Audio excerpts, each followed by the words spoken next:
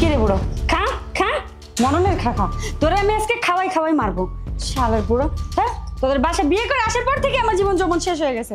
আগে যদি আমি জানতাম যে তোর মতো একটা বুড়ো বেড়ার সেবা করা লাগবে, জীবনেও আমি তোর ছেলেকে বিয়ে করতাম না। খা, খাওয়াই আজকে তোর মরণের খা খাবো, শেষ করে দিব আজকে আমি। শুভ্রা, তুমি কি করতেছো? তুমি এখানে, তো তোমার তো এখন অফিসে থাকার কথা, তুমি অন টাইমে এখন বাসায় কি করছো? আরে যাই করতে আসি, তুমি আমার বাবার সাথে কি করছিলে এটা বলো তো। আরে কি করছিলাম? কিছুই না, আমি তো ওনাকে একটু পানি খাওয়াচ্ছিলাম, অসুস্থ তো তাই আর কি। ও আচ্ছা, বুঝছি। আমার অসুস্থ বাবাকে নিয়ে তোমার অনেক কষ্ট হয়ে যায়, তাই না? হ্যাঁ, তুমি ঠিকই ধরেছো। আমার না এগুলো আর ভালো লাগছে না, আমার খুব অসুবিধা হয়ে যায়। আর তাছাড়া ওনার মতো একজন মানুষকে খাওয়ানো, পড়ানো, গোসল করানো, এখান থেকে ওখানে নিয়ে যাওয়া, এগুলো আমার জন্য খুব কষ্টকর হয়ে যায়। আর তাছাড়া বাসার কাজ, রান্না বাড়া, কাপড় ধোয়া, এটা সেটা মিলে আমি ফেড আপ হয়ে গেছে পুরা। আমার আর এরকম লাইফ ভালো লাগছে না। মাঝে মাঝে তো মনে হয় যে এই ঘর সংসার সবকিছু ছেড়ে যেদিকে দু চোখ চাই সেদিকে চলে যাই।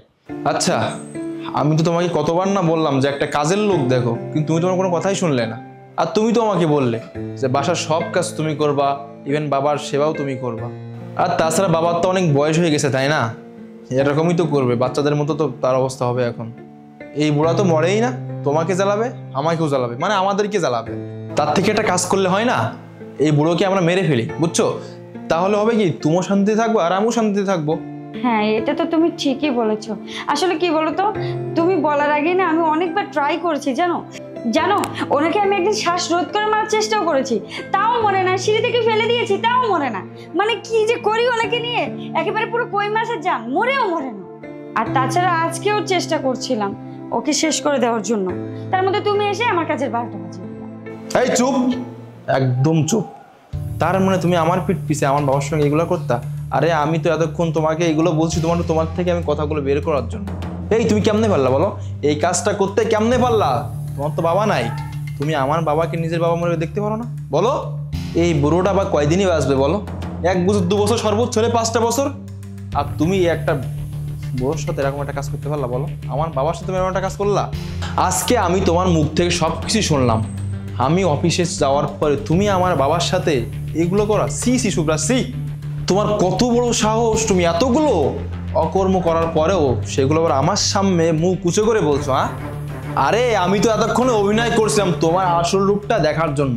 তোমার ভিতরে যে একটা নোংরা মানুষ আছে এটা বের করার জন্য না আমি এতক্ষণে নাটক করছি। আচ্ছা, আমি তোমার সাথে এত কথা কেন বলছি আমি তো নিজেই বুঝতে পারতেছি না। শোনো, আমি তোমার গায়ে হাত তোলার আগেই তুমি আমার বাড়ি থেকে বেরিয়ে যাও, যাও। আসলে কাবির, আমি ভুল করেছি, আমি না রাগের মধ্যে বলে ফেলেছি, এগুলো সত্যি না। তুমি আবার এগুলো সত্যি সত্যি ভাবছো নাকি? দেখো কাবির, আমি ওনাকে এমনিতে অনেক ভালোবাসি, উনি তো আমার বাবার মতোই। আর উনি যতদিনই থাকবেন আমি ওনাকে এভাবেই সেবা যত্ন করে যাব, তুমি কোনো চিন্তা করো না। এই চুপ, একদম চুপ। তোমার ওই মুখ থেকে আমি আর একটা কথা শুনতে চাই না। তুমি এই মুহূর্তে আমার বাসা থেকে বেরিয়ে যাও, যাও, আউট। দেখো কাবির, আমি ভুল করেছি, তুমি আমাকে মাফ করে দাও। আমি বাবার কাছেও ক্ষমা চাচ্ছি। বাবা, আমি ভুল করেছি, আপনি আমাকে মাফ করে দেন। বাবা, আমি কখনো আপনার সাথে কোনো রকম অন্যায় করবো না, আপনি আমাকে মাফ করে দেন। বাবা, আপনি মাফ না করলে আমার ছেলেও আমাকে মাফ করবে না। বাবা প্লিজ, আপনি আমাকে মাফ করে দেন। এই শোন, তুই কি আমার বাসা থেকে এক্ষুনি বেরিয়ে যাবি নাকি আমি তোর ঘাল ধাক্কা দিয়ে বের করবো?